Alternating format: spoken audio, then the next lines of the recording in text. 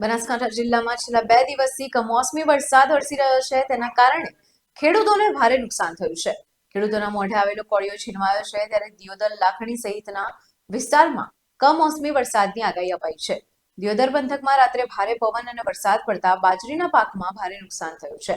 બાજરીના ઉભા પાકો ભારે પવનના કારણે આડા પડી જતા ખેડૂતોને ભારે નુકસાન થયું છે. આજે રાતે બનાસકાંઠાની અંદર ભયંકર વાવાઝોડું આવવાને કારણે બાજરીનો પાક બધો જમીનને ચોંટી ગયો છે. કારણ કે ખૂબ પવન હતો અને ખૂબ વરસાદ હતો, એને કારણે આખી બાજરીનો પાક બનાસકાંઠાના અંદર દરેક ખેડૂતોને પડી ગયો. કારણ કે પહેલી સુજલામ સુફલામ ચાલુ હતી, એને આધારે સરકારશ્રીએ સતત 2 વર્ષ સુજલામ સુફલામ ચાલુ રાખી. એના કારણે ખેડૂતોએ બાજરીનું મોટા પ્રમાણમાં વાવેતર કર્યું. તો સુજલામ સુફલામ કેનાલ બંધ થઈ ગઈ. એક તો મોડ પાણી ભૂંગપ જળ ખૂબ ઊંડા જેલા છે. આટલું મોડ પાકને બચાવ્યો હતો